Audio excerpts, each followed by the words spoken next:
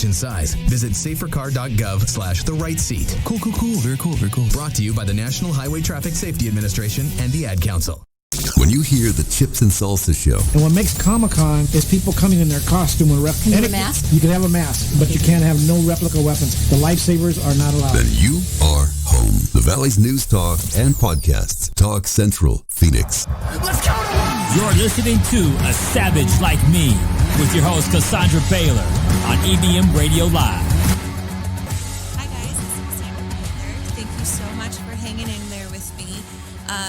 During the break, I really had to just kind of check myself emotionally to make sure that I could at least read these stories to kind of make it through it. I'll start off by just kind of telling you this story. And when I read it today, how close this was to my own, especially in the way of hiding what I was eating from my family. And let me get to the right message here. Okay, so most of these stories, I'm honestly going to read pretty verbatim what these people have written into me. And if you did write into me, I cannot tell you how much your stories meant to me. I was bawling on my couch last night, one in heartbreak for the hardships that I've heard about, and another in gratitude that people have been just so open and so honest with me. What was really interesting is not one person said, keep my name anonymous. And I was blown away by that.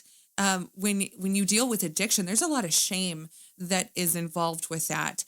And I think part of dealing with your addictions definitely goes into dealing with that shame and saying, here I am, this is what's going on, and I'm really trying to get better. So I'm just going to jump in and start reading this story. This is one of my very best friends. Her name is Crystal, and little background on Crystal. We were always meant to be in each other's lives. I love that girl to pieces, and she's been dealing with some really hard things, and she's on her own weight loss journey. And you know, there's wins and struggles all the time. And when she wrote me today, I was beside myself with how this mirrored my story so much. So I'm going to read this directly from my phone. She says, food is a funny addiction. Funny in that when anyone hears you have a food addiction, it's dismissed as a lack of self-control. Funny that it's probably the biggest addiction problem in our country, and yet most undertreated. Food is also the most widely accepted drug. Everything we do revolves around food. If you're sad, eat some ice cream and you'll feel better. Break up with your boyfriend, eat some ice cream. Celebrating a life event or milestone, let's go out to eat. You need a midday pick-me-up? No problem. There's a dealer just about on every corner. And let's not mention how many American finances are in the toilet, yet if you look at how much is spent a week on food, it's outrageous. I say all of this because it's personal to me. Talking myself out of a drive-through is a daily struggle. There have been many times that I've made up my mind not to stop on my way home for food and yet somehow find myself in a drive-through without knowing how I even got there. Tell me that's not addiction. I have sat a block away from my home scarfing down McDonald's in order for my family not to see, and then gone home and had a second dinner just so they wouldn't know I had already stopped and eaten something I shouldn't have. I have walked into the kitchen and hidden cookies in my pocket or my bra so that my husband wouldn't see me with them. And then I hid in my room or bathroom to enjoy them because I knew he would remind me that they're not good for me and I don't really want to eat them. Both are true statements, and both also statements that would turn me into an angry, yelling wife and mom because I didn't have my cookies. Binge eating filled an empty spot for me, a spot that lacked self-confidence, that had no self-love. But more so, binging turned into a habit because I so needed to consume these foods before anyone knew that I had them, or before my kids ate all the cookies or goldfish or chips. So I would binge in the car or in the kitchen before anyone would get home. I had to consume them so fast before they were gone, or I would become panicked. Then proceed to consume the dinner that I was making, amounting to almost 3,000 to 4,000 calories in just a few hours. My mind would tell me, you can't have an eating disorder, you're fat. So either you don't have one or you fail yet again at something else, because if you were doing the eating disorder thing, because I'm not skinny yet, so I fail at even that. If I can't even be good at having an eating disorder, then what am I good at? I am good at nothing. I am worthless because my worth is tied to my weight. And since that's out of control, so is my life. How do I cope? Start back at the top of this list and the cycle continues. There are just a few of the lies that come with food addiction. How do I overcome it? I remind myself daily, sometimes hourly, that my worth is not determined by a scale. I constantly reach out to people that remind me when my thoughts are not true. Example, you did not gain 5 pounds in 3 days. This is working. Stay the course.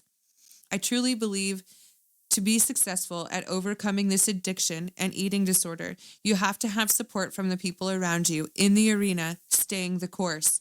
An alcoholic can't go to another alcoholic for help unless they're both in recovery. You can't go to another food addict for help controlling your habits unless they're also under control. Please seek out people who support your recovery, not the ones who console you with ice cream. Be the recovery addict pulling other people out of recovery too. Get in the trench with your people and dig with them. Also, don't trade one addiction for another. Don't restrict to the point that you're hurting your body, unless it's Oreos. Avoid those bad boys at all costs. They're deadly. Don't do the extreme and find the balance that works for your body. Our bodies are perfectly created to live in homeostasis for a reason. No extremes are good for us. Don't live a life of extremes. Live a life of balance, and everything will stay zen. So Crystal and I have such a similar journey. It blew me away. And I'm sorry, I got choked up a few times in there because that story is just so personal to me, especially hiding the food. I remember going into, one fast food restaurant and then going to another one right across the street. And I went in drive-thrus on both of them so that nobody would recognize me if I went inside the store. I've also gone through the drive-thru and then gone inside and ordered more food because there's a different person working the drive-thru than there is at the counter. So, or panicked that someone else is going to eat your food and eating it really, really fast or in secret so that they don't have it. I was never hungry as a child. My parents fed me well. We ate a fairly healthy diet until I got into about middle school and was choosing food for myself. But, it's really interesting. I was never restricted food, yet I hoard food as if my life depended on it. In those moments, I tell myself it does. Or I bargain with myself and I say, oh, I can have this right now because tomorrow I'm getting on track. I can binge eat 7,000 calories, up to 10,000 calories right now. And then, you know what? I'm just going to use that as fuel for my workout tomorrow. I have literally bargained myself that conversation recently, within the last 2 months. I don't think that you, just like any other drug addict, that you are ever done with the addiction. You're just in recovery and you stay in recovery. So I'm going to look for another story. And this is from a really good friend of mine. And he is a personal trainer. His name is Matt. And I've trained with him and eaten the way that he has told me to eat. And so I was really surprised about his story with food addiction. And his kind of works in the opposite way. Let me look through here. So he says, you would be surprised at what happened to me as a bodybuilder with eating so much one way and not understanding what would happen when I ate so extreme the other. I ended up 36 pounds heavier with edema and a heart attack, stroke, and hospital stay for 4 days. Eating addictions happen not just for the overweight, but in the industry of bodybuilding too, which has left so many with failed metabolisms, endocrinological system difficulties, type 2 diabetes, which happened to me. A lot of bodybuilders find food addictions and eating extreme different ways that also lead to mental disorders like reverse dysmorphia. So I want to hit that too. Some people are not going to look like they use food to cope. Or in the case of his bodybuilding, he would restrict his calories down to a really, really unhealthy weight. Now he was getting on stage for a show, and in that space of mind, he lost control. And it was almost over control that he started to have in that moment. And I've seen this happen with a couple of friends of mine that have done bodybuilding competitions, that after the competition, they loved the way that they looked so lean that when they got back to an actual healthier weight, and they had put even just 5 or maybe 10 pounds of weight back on, it wrecked them mentally. And then they're paranoid about a donut. They are paranoid about having carbs. I mean, and I can share in that respect, because I look at carbs right now and I'm, it freaks me out. But then it causes these other things, these other addictions and these other really hard things to deal with. Body dysmorphia is something that I deal with on a daily basis. There are so many times that I walk into a building and I feel like I am that 450-pound person that I was before. And I can look in the mirror and some days be feeling myself. I've got a good outfit on. I've got my makeup done, my hair done. And then I go around the corner and check myself in that mirror. And, all of a sudden I'm a fat cow and I shouldn't go anywhere. And I literally stayed home because I didn't feel good about the way that I looked from 1 minute to literally the next. So I think, even with weight loss, there's still things that come up that are really, really difficult to deal with in the way of food addiction, and the stories that were shared with me. I'm looking for one right now. And by the way, the people that have reached out to me too were so honest about these really, really hard things that they have dealt with in their lives. And it was just amazing how easily they opened up to me. And I couldn't tell you how grateful I am to you for opening up to me. Okay, I found the story that I was looking at. This young woman is someone that I have known for the better part of about 20 years. And I'm going to read verbatim what she wrote so that it actually does this justice. Her name is Ariana. Okay, so I saw your post about food addiction and I kind of wanted to, quote unquote, weigh in. So after having battled drug addiction, I can tell you with full certainty that food was my first addiction to cope with emotions. Food is an important part of any culture and hopefully family life. However, I noticed at a young age, if I wasn't hungry, my family wouldn't say no to me. Or if I was hungry, my family wouldn't say no to me. I mean, I wouldn't always get what I wanted, but they would always feed me. So when I was feeling sad or lonely or depressed, if I asked for food, suddenly I wasn't so emotional. When I was in the heart of my drug addiction, food was a rarity and a blessing. I spent many days hungry. Then, when I turned myself into jail, I ate everything the jail would give me. I would eat others' leftovers. I had no shame. I can recognize now that that was me coping with giving up drugs. And honestly, just a few days ago, I had a conversation with a friend about emotional eating and how it's becoming a serious issue for me once again. When I cook and feed my family, I feel important and loved, and seeing others enjoy what I have made makes me happy. However, feeling sad and lonely in the middle of the night and eating 3 candy bars is not the same thing.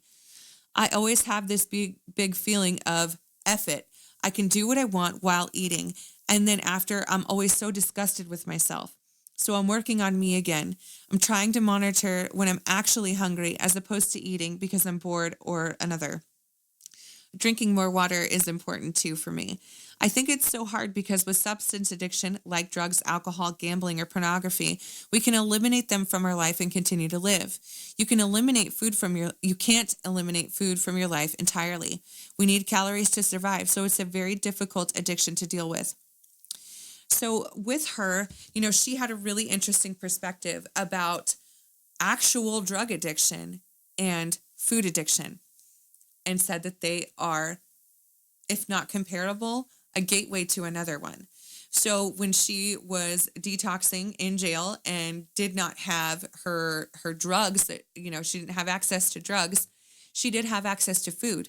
So it became a filler once again for these things. And I'm sure jail is severely emotional and lonely.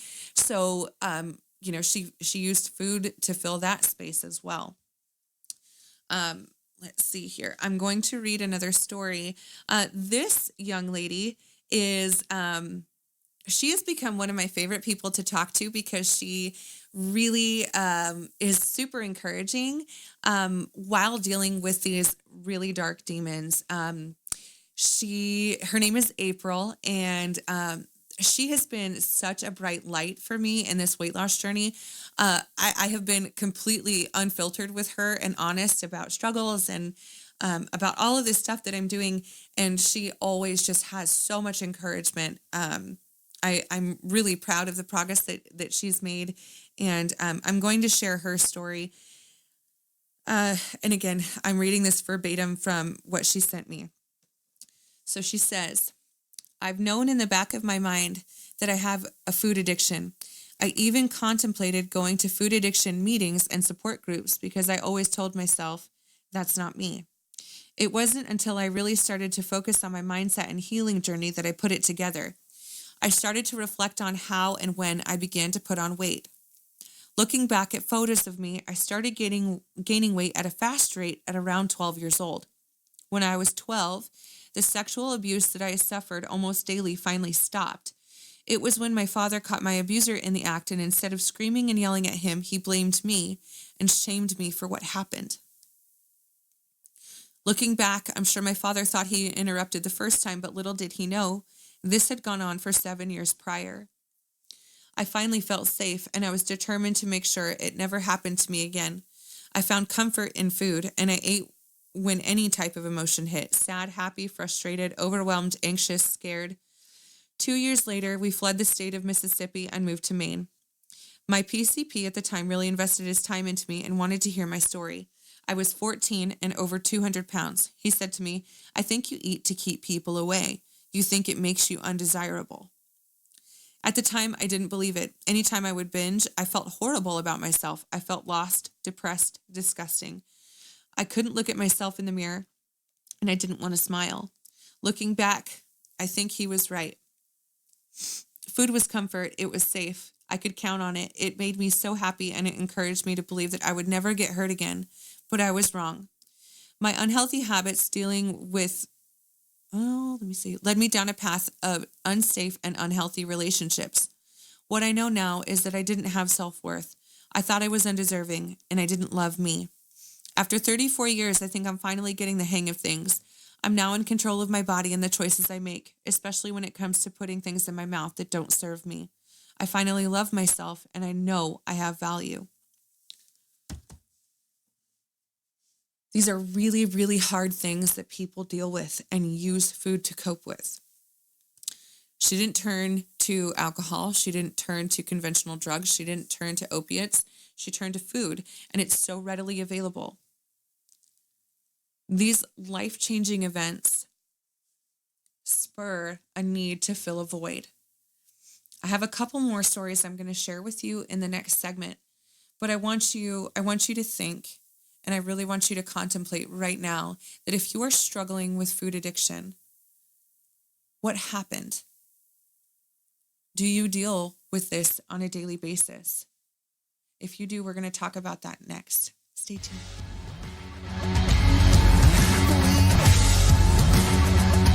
This is the Valley's News Talk and Podcasts. Talk Central Phoenix, a Central City radio station. And I'm the center of attention at summer barbecues.